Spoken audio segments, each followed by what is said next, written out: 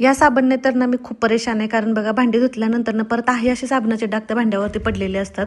सगळ्या आईची सकाळी गडबड एकच असते, ती म्हणजे मुलांच्या टिफिनची तयारी. तर आता त्याच्यासाठी मी इकडे ना पराठ्याची तयारी केली होती. आज तर स्वतः रेडी होत होती आणि पराठे आज थोडेसे वेगळ्या पद्धतीने बनवले होते. ह्याची रेसिपी सुद्धा मी लवकरच शेअर करेन तुमच्यासोबत. टिफिन तर तयार झाले होते माझे बनवून इकडं, तर लगेच असताना मी पटकन रेडी केलं आणि मुलं स्कूलला गेली. आता त्याच्यानंतर बघा इथं सगळा भांड्याचा असा पाळा पडला होता आणि एवढेसे तेलकट वगैरे भांडी झाली होती ना सकाळी. म्हटलं जाऊ दे, अगोदर जेवण करून घ्यावं. बघते तर काय, ताटात सगळे असे ना डाग पडले होते भांड्याला. बघा असं वाटत होतं स्वच्छ तर आहेत, पण अजिबात नाही.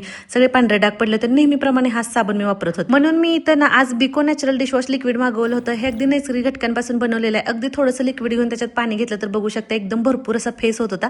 म्हणून म्हटलं चला पटकन आवरून घेऊया इथं आता भांडी. आणि बघू शकता बघा एकदम अशी चकचकीत भांडी तर निघत होती. हे जे लिक्विड आहे ना, हे नारळापासून तयार झालेले घटक आणि नैसर्गिक सुगंधापासून बनवलेलं आहे. आणि महत्त्वाचं म्हणजे ना, ह्याच्यामध्ये कोणत्याही प्रकारचं केमिकल नाही आहे, त्याच्यामुळे वापरण्यासाठी एकदम सेफ आहे. आणि इथं बघू शकताय बघा, किती पण तेलकट चिवट डाग असतील ना, तर ते सगळे असे निघून जात आहेत आणि एकदम भांडी आपली ना एकदम स्वच्छ आणि चकचकीत निघत आहेत. तुम्हाला सुद्धा हे प्रोडक्ट हवं असेल तर मी स्क्रीनवरती टॅग केलं, तिथून तुम्ही नक्कीच ऑर्डर करू शकताय. चला भेटू परत, बाय.